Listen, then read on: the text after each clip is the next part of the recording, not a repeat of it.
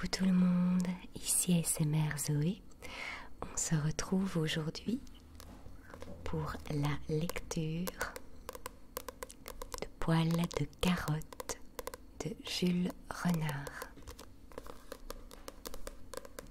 Et ce sera donc en soft spoken.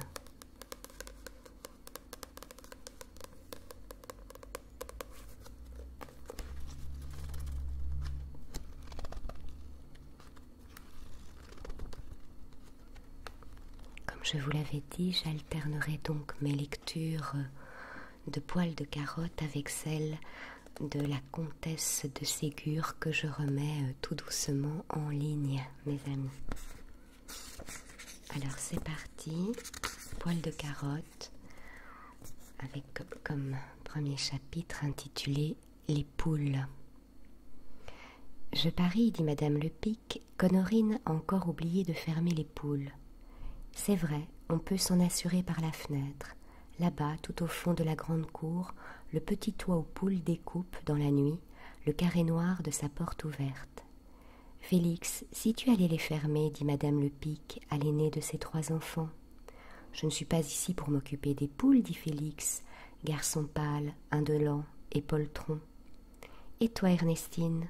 Oh, moi, maman, j'aurais trop peur. » Grand frère Félix et sœur Ernestine lèvent à peine la tête pour répondre. Ils lisent, très intéressés, les coudes sur la table, presque front contre front. « Dieu que je suis bête, dit Madame Lepic. Je n'y pensais plus. Poil de carotte, va fermer les poules. » Elle donne ce petit nom d'amour à son dernier né parce qu'il a les cheveux roux et la peau tachée.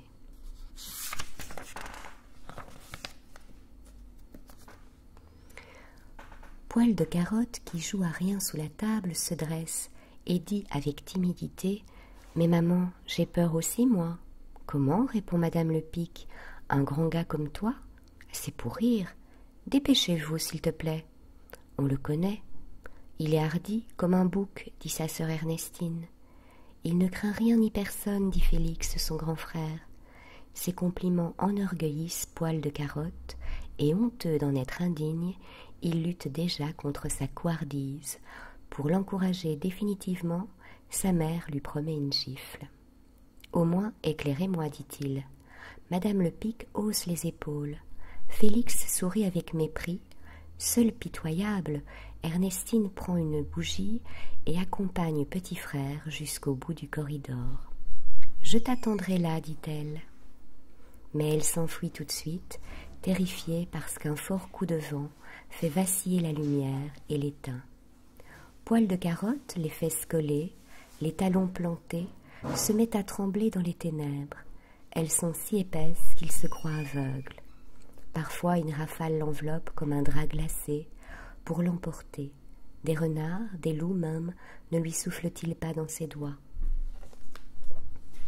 Sur sa joue, le mieux est de se précipiter au jugé vers les poules, la tête en avant, afin de trouver l'ombre. Tâtonnant, il saisit le crochet de la porte. Au bruit de ses pas, les poules effarées s'agitent en gloussant sur leur perchoir. Poil de carotte leur crie « Taisez-vous donc, c'est moi !» Ferme la porte et se sauve les jambes, les bras comme ailés. Quand il rentre, haletant, fier de lui, dans la chaleur et la lumière, il lui semble qu'il échange des loques, pesantes de boue et de pluie, contre un vêtement neuf et léger. Il sourit, se tint droit dans son orgueil, attend les félicitations et maintenant, hors de danger, cherche sur le visage de ses parents la trace des inquiétudes qu'ils ont eues. Mais grand-père Félix et sœur Ernestine continuent tranquillement leur lecture et Madame Lepic lui dit de sa voix naturelle « Poil de carotte, tu iras les fermer tous les soirs. »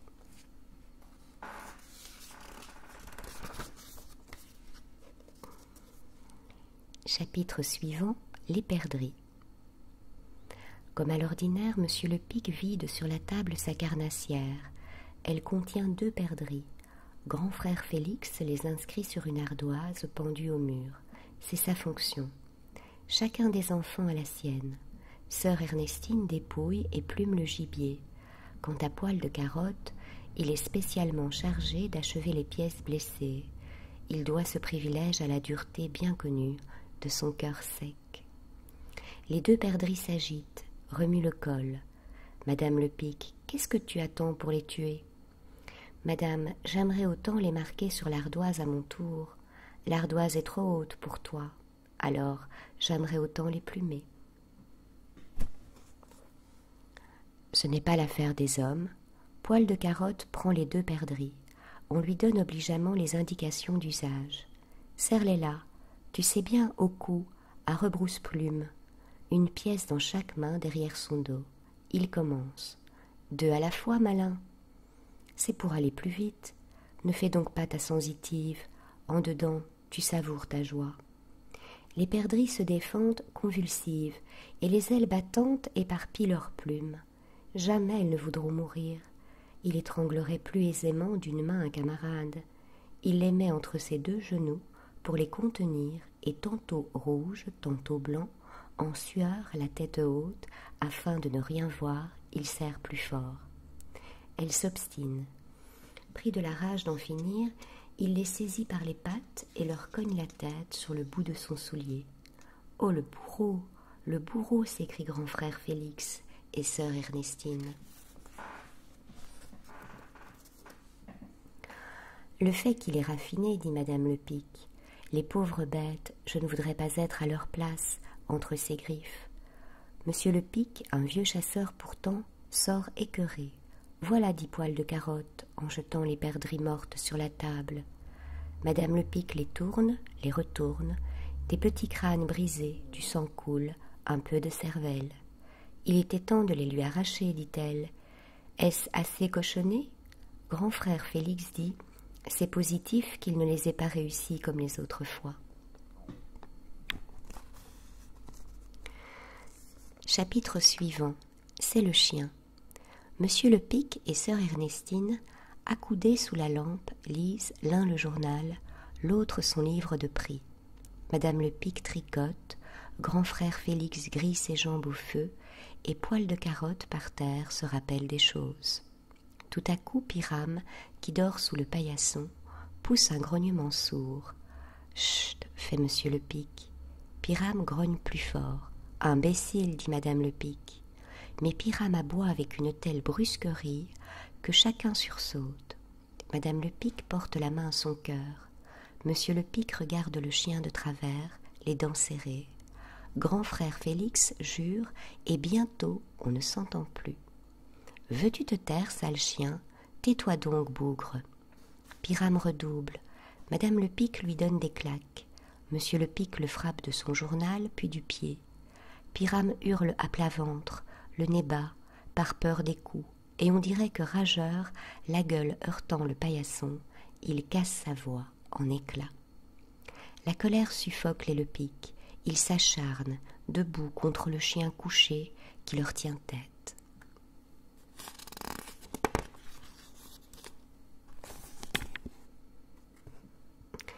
Les vitres crissent, le tuyau du Poil chevrotte, et sœur Ernestine même jappe. Mais Poil de Carotte, sans qu'on le lui ordonne, est allé voir ce qu'il y a. Un cheminot, attardé, passe dans la rue, peut-être et rentre tranquillement chez lui, à moins qu'il n'escalade le mur du jardin pour voler. Poil de Carotte, par le long corridor noir, s'avance, les bras tendus vers la porte. Il trouve le verrou et le tire avec fracas, mais il n'ouvre pas la porte. Autrefois, il s'exposait, sortait dehors et sifflant, chantant, tapant du pied, il s'efforçait d'effrayer l'ennemi. Aujourd'hui, il triche. Tandis que ses parents s'imaginent qu'il fouille hardiment les coins et tourne autour de la maison en gardien fidèle, il les trompe et reste collé derrière la porte. Un jour, il se fera pincer, mais depuis longtemps sa ruse lui réussit. Il n'a peur que d'éternuer et de tousser. Il retient son souffle et s'il lève les yeux, il aperçoit par une petite fenêtre au-dessus de la porte 3 ou 4 étoiles dont l'étincelante pureté le glace. Mais l'instant est venu de rentrer. Il ne faut pas que le jeu se prolonge trop. Les soupçons s'éveilleraient. De nouveau il secoue avec ses mains frêles le lourd verrou qui grince dans les crampons rouillés, et il le pousse bruyamment jusqu'au fond de la gorge. À ce tapage qu'on juge s'il revient de loin et s'il a fait son devoir. Chatouillé au creux du dos, il court vite rassurer sa famille. Or, comme la dernière fois pendant son absence, Pyrame s'est tu, les Lepic calmés ont repris leur place inamovible, et quoiqu'on ne lui demande rien, Poil de Carotte dit tout de même par habitude « C'est le chien qui rêvait ».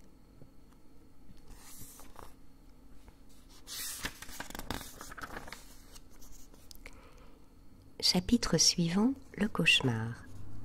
Poil de Carotte n'aime pas les amis de la maison. Ils le dérangent, lui prennent son lit et l'obligent à coucher avec sa mère. Or, si le jour il possède tous les défauts, la nuit il a principalement celui de ronfler. Il ronfle exprès, sans aucun doute. La grande chambre glaciale, même en août, contient 2 lits. L'un est celui de Monsieur Lepic, et dans l'autre, Poil de Carotte va reposer, à côté de sa mère, au fond. Avant de s'endormir, il tout saute sous le drap pour déblayer sa gorge. Mais peut-être ronfle-t-il du nez. Il fait souffler en douceur ses narines afin de s'assurer qu'elles ne sont pas bouchées. Il s'exerce à ne point respirer trop fort. Mais dès qu'il dort, il ronfle. C'est comme une passion. Aussitôt, Madame Lepic lui entre 2 ongles jusqu'au sang, dans le plus gras d'une fesse. Elle a fait le choix de ce moyen. Le cri de Poil de Carotte réveille brusquement Monsieur Lepic qui demande « Qu'est-ce que tu as ?» « Il a le cauchemar, dit Madame Lepic, et elle chantonne, à la manière des nourrices, un air berceur qui semble indien. Du front, des genoux poussant le mur, comme s'il voulait la battre, les mains plaquées sur ses fesses pour parer le pinson qui va venir au premier appel des vibrations sonores, Poil de Carotte se rendort dans le grand lit où il repose, à côté de sa mère, au fond.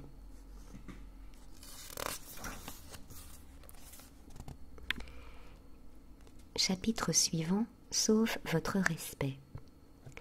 Peut-on, doit-on le dire, Poil de Carotte, à l'âge où les autres communient, blanc de cœur et de corps, est resté malpropre. Une nuit, il a trop attendu, n'osant demander. Il espérait au moyen de tortillements gradués calmer le malaise. Quelle prétention! Une autre nuit, il s'est rêvé commodément installé contre une borne, à l'écart, puis il a fait dans ses draps, tout innocent, bien endormi. Il s'éveille. Pas plus de borne près de lui qu'à son étonnement. Madame Lepic se garde de s'emporter. Elle nettoie, calme, indulgente, maternelle, et même le lendemain matin, comme un enfant gâté, Poil de Carotte déjeune avant de se lever. Oui, on lui apporte sa soupe au lit, une soupe soignée, où Madame Lepic, avec une palette de bois, en a délayé un peu, oh, très peu. À son chevet, grand frère Félix et sœur Ernestine observent Poil de Carotte d'un air sournois, prêt à éclater de rire au premier signal. Madame Lepic, petite cuillerée par petite cuillerée, donne la béquée à son enfant. Du coin de l'œil, elle semble dire à grand frère Félix et à sœur Ernestine « Attention, préparez-vous. »« Oui, maman. » Par avance, ils s'amusent des grimaces futures. On aurait dû inviter quelques voisins. Enfin, Madame Lepic, avec un dernier regard aux aînés, comme pour leur demander « Y êtes-vous ?» lève lentement la dernière cuillerée, l'enfonce jusqu'à la gorge, dans la bouche grande ouverte de Poil de Carotte, le bourre, le gave, et lui dit à la fois goguenarde et dégoûtée « Ah, ma petite salissure, tu en as mangé, et de la tienne encore, de celle d'hier. » Je m'en doutais, répond simplement Poil de Carotte, sans faire la figure espérée. Il s'y habitue, et quand on s'habitue à une chose, elle finit par n'être plus drôle du tout.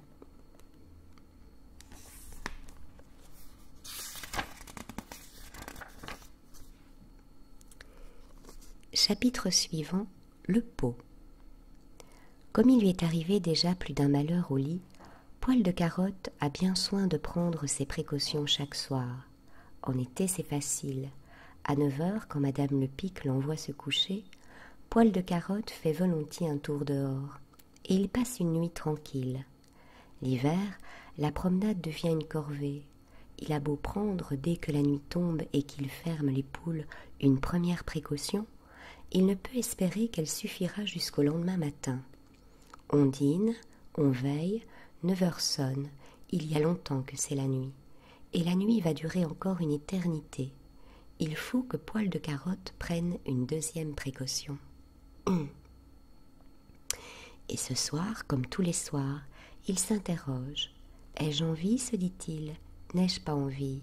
D'ordinaire, il se répond oui, soit que sincèrement, il ne puisse reculer, soit que la lune l'encourage par son éclat. Quelquefois, Monsieur le Pic et grand frère Félix lui donnent l'exemple.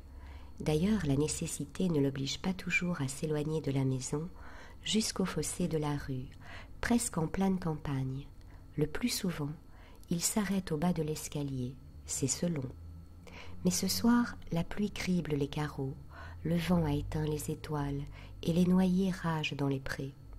Ça se trouve bien, conclut Poil de Carotte, après avoir délibéré sans hâte. Je n'ai pas envie. Il dit bonsoir à tout le monde, allume une bougie et gagne au fond du corridor, à droite, sa chambre nue et solitaire. Il se déshabille, se couche et attend la visite de Madame le Pic. Elle le borde serré, d'un unique renfoncement, et souffle la bougie. Elle lui laisse la bougie et ne lui laisse point d'allumette, et elle l'enferme à clé parce qu'il est peureux. Poil de Carotte goûte d'abord le plaisir d'être seul. Il se plaît à songer dans les ténèbres. Il repasse sa journée, se félicite de l'avoir fréquemment échappé belle et compte pour demain sur une chance égale. Il se flatte que 2 jours de suite, Madame le Pic ne fera pas attention à lui et il essaye de s'endormir avec ce rêve. À peine a-t-il fermé les yeux qu'il éprouve un malaise connu. C'était inévitable, se dit Poil de Carotte. Un autre se lèverait, mais Poil de Carotte sait qu'il n'y a pas de pot sous le lit. Quoique Madame le Pic puisse jurer le contraire, elle oublie toujours d'en mettre un. D'ailleurs, à quoi bon ce pot, puisque Poil de Carotte prend ses précautions? Et Poil de Carotte raisonne au lieu de se lever. Tôt ou tard, il faudra que je cède, se dit-il. Or, plus je résiste, plus j'accumule. Mais si je fais pipi tout de suite, je ferai peu, et mes draps auront le temps de sécher à la chaleur de mon corps. Je suis sûre par expérience que maman n'y verra goutte.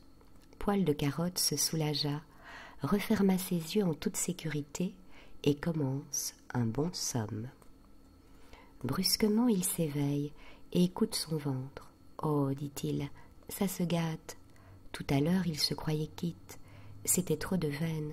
Il a péché par paresse hier soir. Sa vraie punition approche. » Il s'assied sur son lit et tâche de réfléchir. La porte est fermée à clé. La fenêtre a des barreaux. Impossible de sortir. Pourtant, il se lève et va tâter la porte et les barreaux de la fenêtre. Il rampe par terre et ses mains rament sous le lit à la recherche d'un pot qu'il sait absent.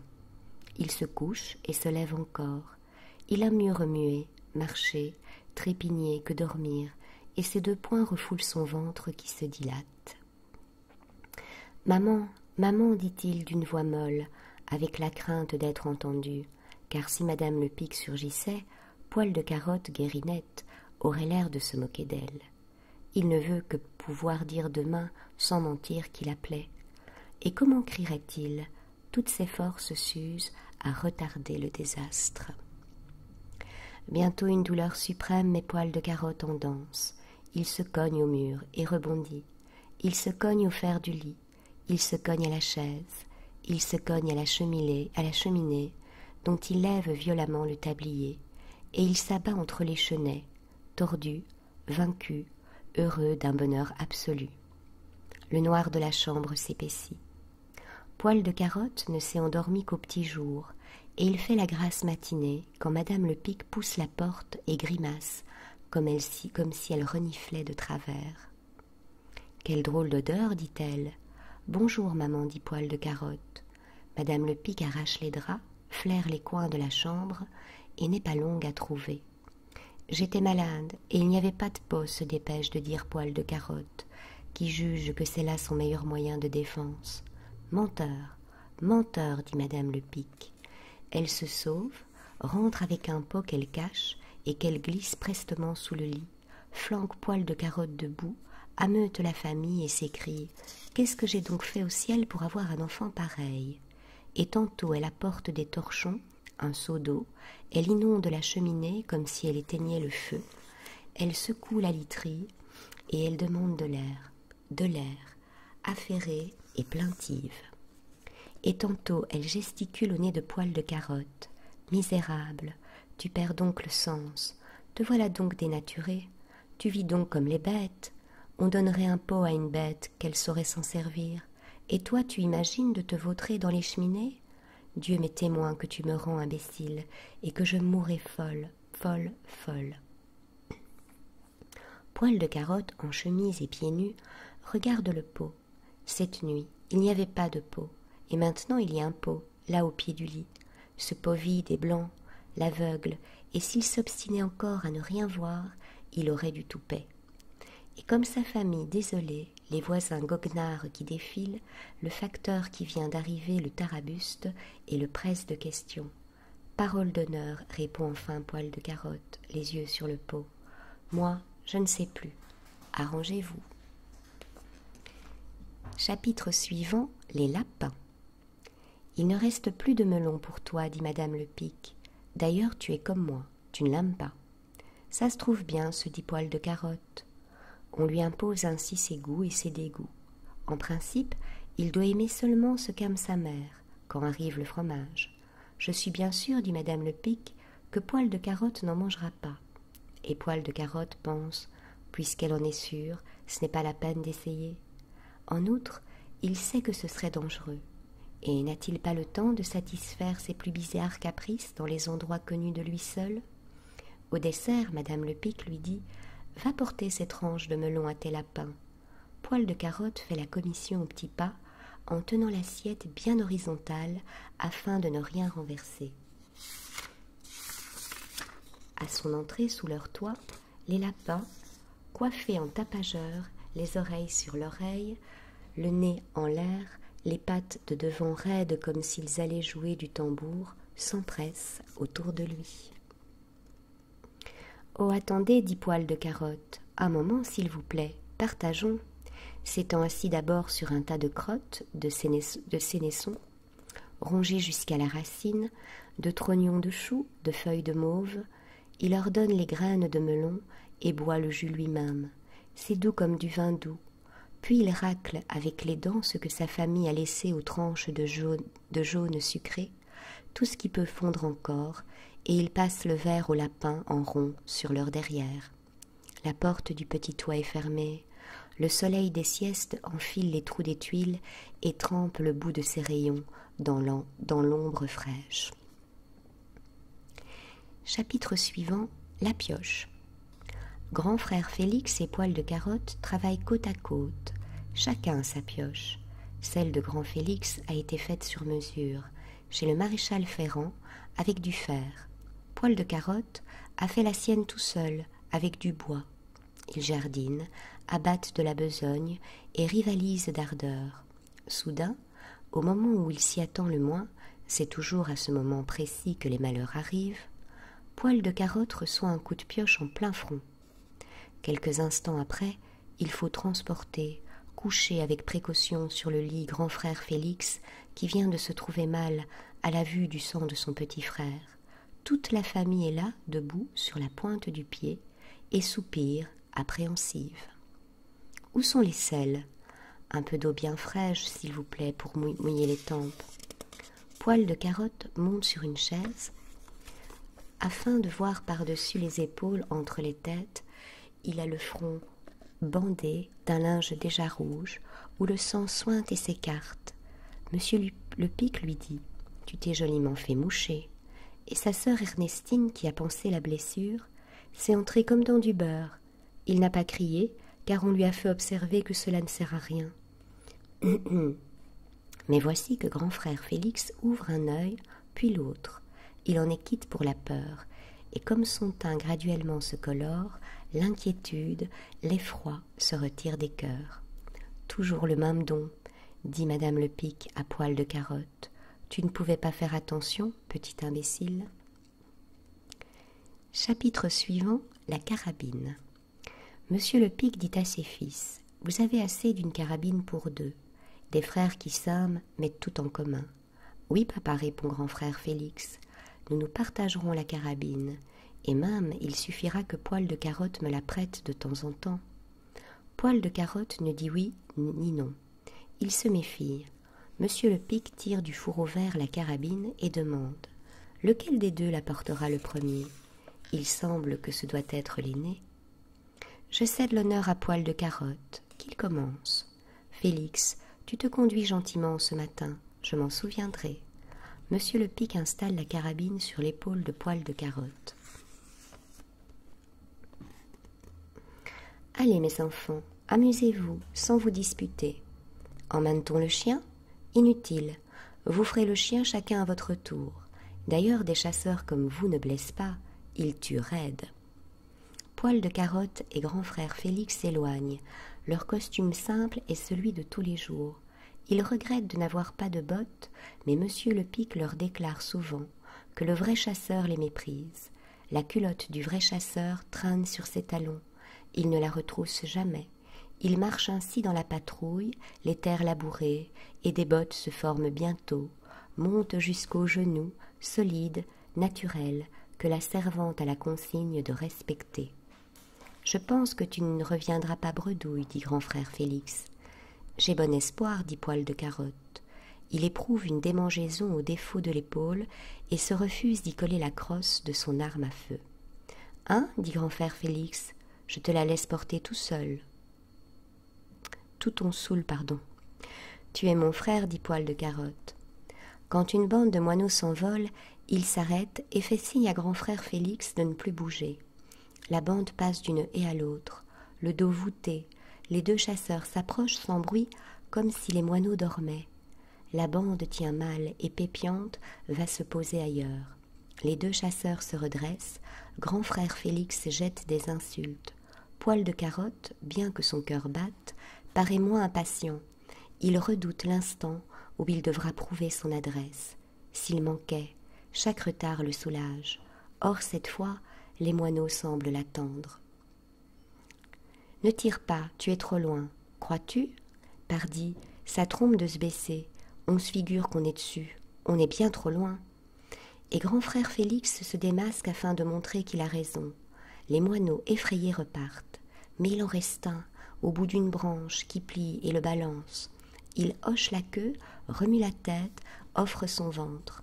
« Vraiment, je peux le tirer celui-là, j'en suis sûre. » « Ôte-toi voir. Oui, en effet, tu l'as beau. Vite, prête-moi ta carabine. » Voilà les amis. C'est tout pour aujourd'hui.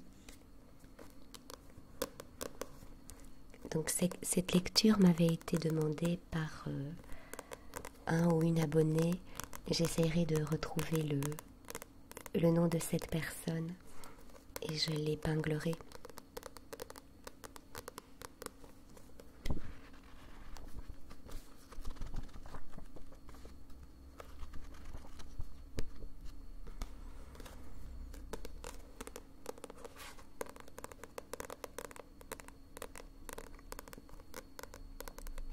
Par cette lecture, on se rend compte qu'il y a des enfants qui souffrent, hein, malheureusement. Ça fait de la peine. Voilà les amis.